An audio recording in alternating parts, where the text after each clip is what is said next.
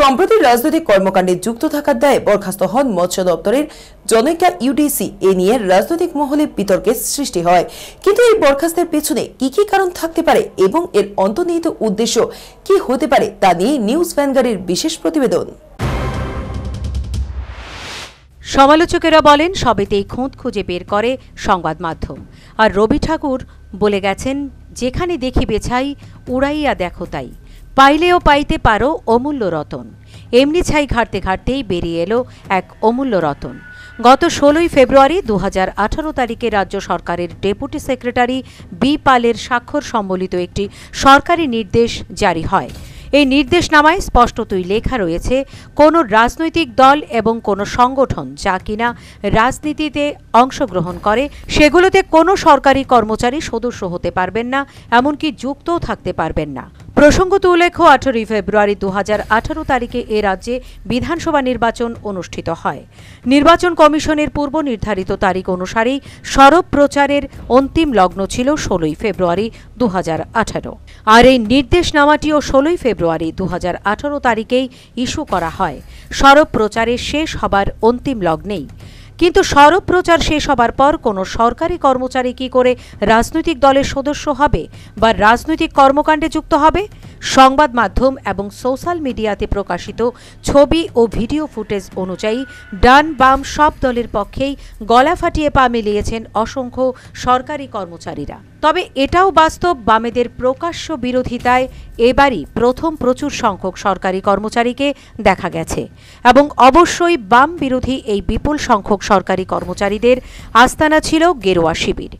এ নিয়ে বাম নেতৃত্ব যথেষ্ট অসন্তুষ্ট তো ছিলই, পাশাপাশি সরকারি কর্মচারীদের একটা বৃহৎ অংশের উপর ক্ষুব্ধও ছিল বাম শিবির।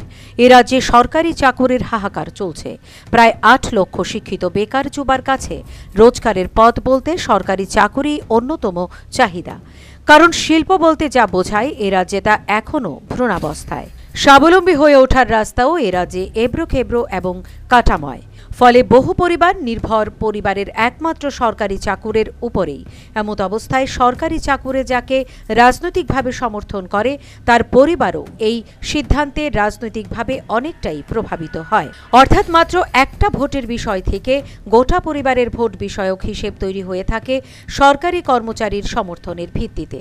16ই ফেব্রুয়ারি 2018 তারিখে রাজ্য সরকার কর্তৃক জারি করা নির্দেশনামায় তাই এও বলা হয়েছে, পরিবারের সদস্যদের রাজনৈতিক সাহচর্য থেকে দূরে রাখাটাও সরকারি কর্মচারীর দায়িত্ব।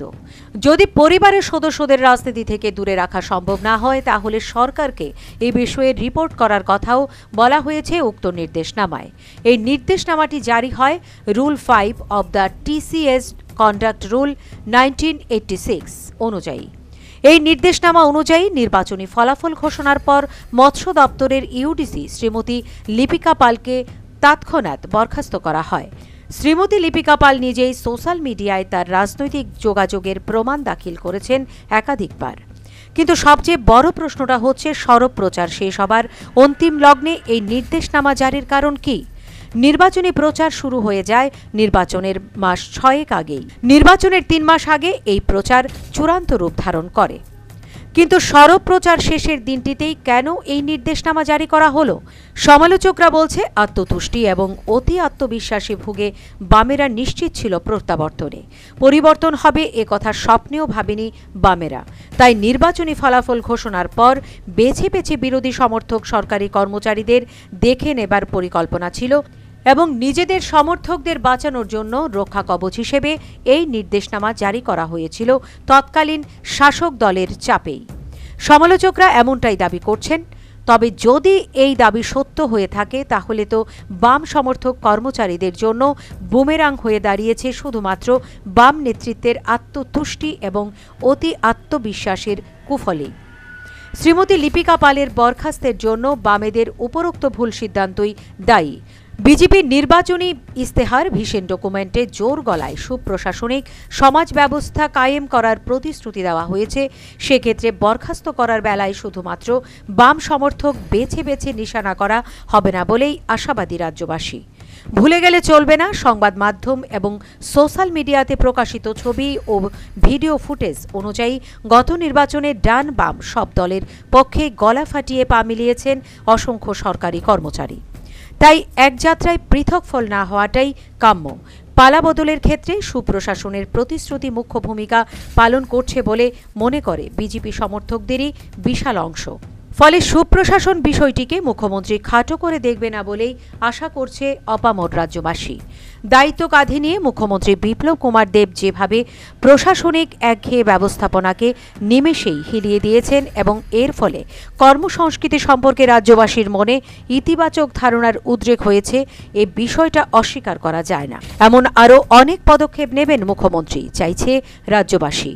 এবং এই পদক্ষেপ নেয়ার ক্ষেত্রে rule 5 of the TCS conduct rule 1988 হয়ে উঠতে পারে মোক্ষম অস্ত্র।